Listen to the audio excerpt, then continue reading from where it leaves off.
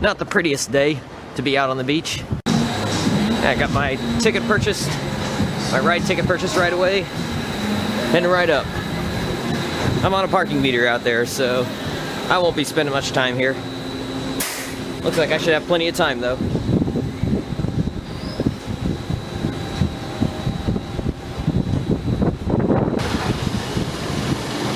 I think this is the last Morgan in the country that I need to ride. Still got the one in Mexico I haven't done. And of course, Japan.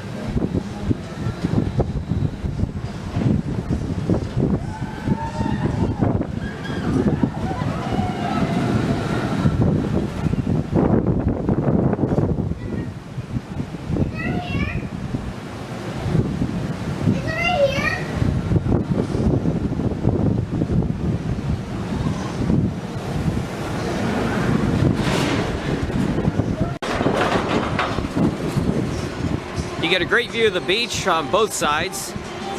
Going around this helix gives you kind of a panorama view of the whole beachside area. There's not much force to it.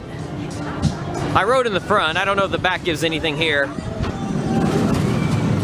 But the front gets a little pop of airtime right here. And then you get another helix to close out the ride. You might get a little tiny pop of airtime going into the brake run if you're riding in the front. And they let you go around twice. You pull into the station and they say, ask you want to go again, and they say just leave your seatbelts on, and they send you out a second time. So it is $10, but you get 2 rides out of it.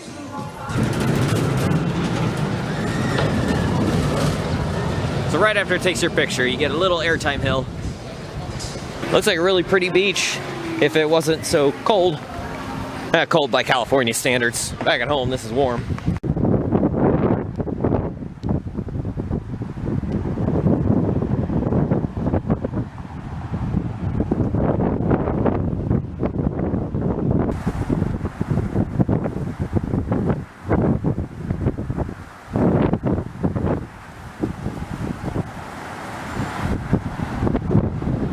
Yeah, there's no forces in those helixes. They move pretty slow.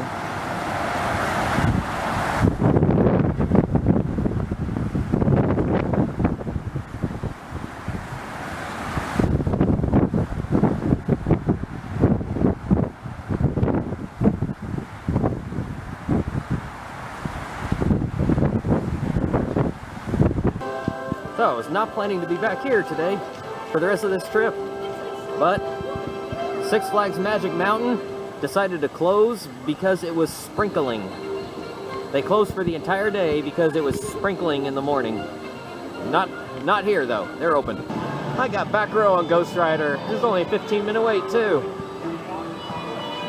I guess the drizzle in the morning and actually here it was afternoon drizzle. I guess that scared people away.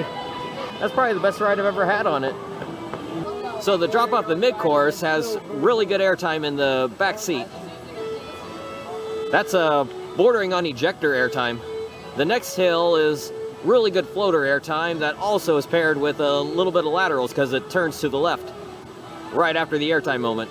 So those are the 2 best moments on the ride. Everything else is pretty basic, not much airtime. I mean, it's pretty light where there is some, and a lot of laterals, and a great use of the structure too, weaving in and out of its own structure. I still don't quite see how that makes it the best wood coaster in the world, but yeah, it's still pretty good. Oh yeah, this is nice. I got 7 rides on HangTime in about 50 minutes. So about averaging 1 ride every 7 minutes. This is more Knott's Berry Farm than I remember from 3 years ago on school days. And again, they're open. Magic Mountain is not.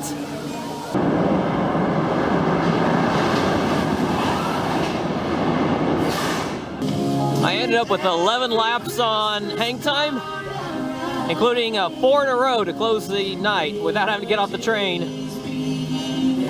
Love the staff here. Ride-ups are great on HangTime.